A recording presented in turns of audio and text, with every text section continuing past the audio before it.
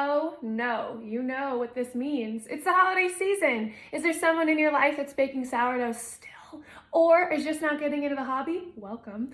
Hey, well then you probably need some help figuring out what in the heck to get them for the holiday season. Keep watching and I'll show you some great ideas, big and small, cheap and expensive, to gift your loved ones.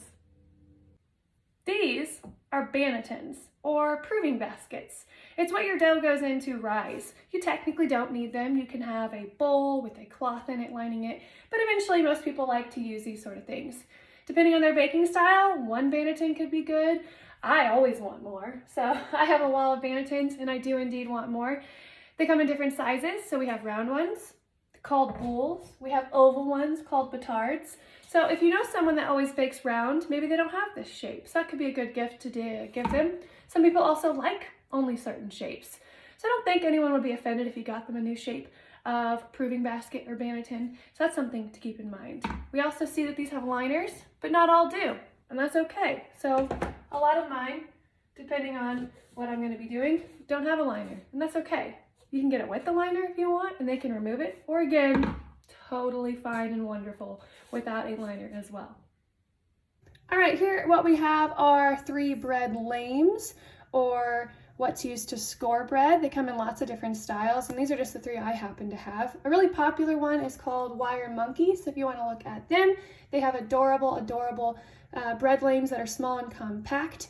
You can also get them personalized. So I happen to have a couple styles that I'll show you. It's really important to keep your edge sharp. Some come with replaceable blades, some come with covers. Some of us are better at cleaning them than others. I'm not very good at cleaning mine. My current favorite is actually the scalpel that came with a baguette set that I got. And again, that's just because of its very sharp edge. So these are very important to a sourdough baker. They can also use a sharp knife, but most people like to have some sort of bread lame collection to get those really pretty intricate designs. Another great gift are what are called dough cutters or table scrapers or counter cleaners. And these are to cut the dough, lift the dough, scrape the dough, help you touch the dough. So many things to do with the dough. So they come in different styles and different materials. And really there's no, I don't think, preference. They come with a lot of kits. Sometimes you can get a banneton kit that comes with these. And so these are very handy for a baker to help them lift their dough, to help them shape their dough, or to help them cut their dough. It also helps them clean the counters. So sometimes they'll be called bench scrapers, sometimes they'll be called dough shapers. So a lot of different variety here. And again, you can't really go wrong. And I think that having a couple on hand is really helpful for a baker. These are Dutch ovens. They're vessels that you place your bread in to help it capture the steam and rise when baking. There are other ways to bake sourdough. This is just a very common way. And there's also different vessels you can use. But getting a Dutch oven for someone is a really great gift. This one is 7 quarts, so you want it pretty big, and they're very, very heavy. And you also want to check their temperature capacity. So if you're buying a Dutch oven for someone, it needs to say that it's 450 degrees Fahrenheit or more. Otherwise, it cannot take the high heat that bread needs. So checking your quarts to make sure it is 7 quarts or more, a pretty big vessel, and then also the temperature capacity to make sure it doesn't break. Maybe you want to help your sourdough baking loved one just enjoy their bread. You could look at different spreads, different jams, different honeys, different preserves, and different seasonings, like everything bagel seasoning, or how about different salts? Big grained, coarse sea salt is a good topping that they might not already own. So looking at different things to put on their sourdough could be a lovely gift for them. What they mix their dough in and let it rise in is also an important thing. There's really cute bowls out there. You want them to be pretty big. But maybe you know someone bakes a lot. You can also look at bigger food storage devices. I mix my dough for about 8 loaves at a time and use these bigger containers. Having a lid is key. So dough has to be covered whenever it's rising or else it'll dry out. So as you're looking to purchase maybe something bigger, there's also clear versions that people like. There's also ones that have measurements on the side so they can kind of see how much it's grown. So looking at different vessels for them to watch or mix their dough in can be good. You kind of probably know how much they bake. So if they do 1 to 2 loaves, some smaller cute bowls exist. But if you're going bigger, also looking for ones that come with lids. Your friend or loved one could have baked the most beautiful loaf, but then when they go to cut it, they might not own the right knife, and things could go wonky when they cut.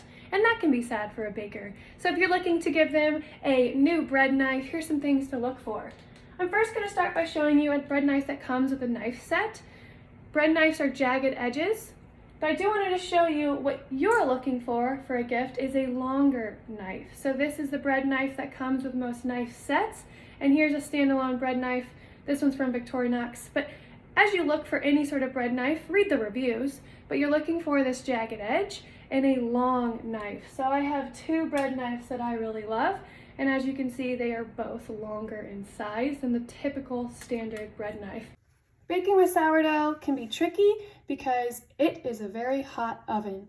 Ovens get anywhere from 450 to 500 degrees Fahrenheit, so a pair of oven mitts that can withstand that. These ones are probably not the best, but reminding you that you can look online for them and find all sorts of very heat-sensitive, high heat-sensitive gloves could be a good gift for them.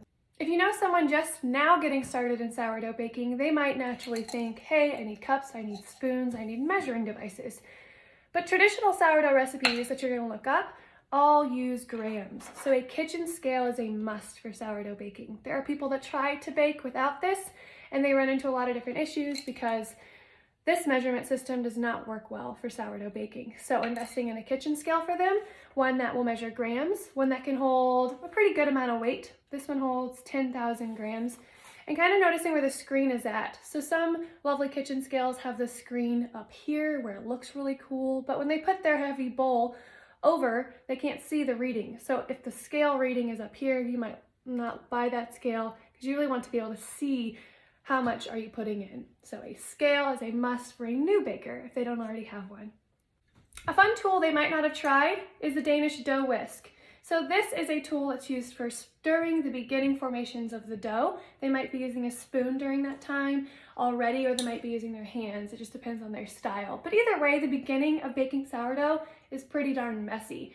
A lot of water, flour mixture going on, real goopy at first. The Danish whisk helps them stir the messy dough at first, and then really the biggest part is it cleans super easy. So this interesting shape and design helps water clean the dough off very, very quickly, much quicker than trying to get it off of a spoon.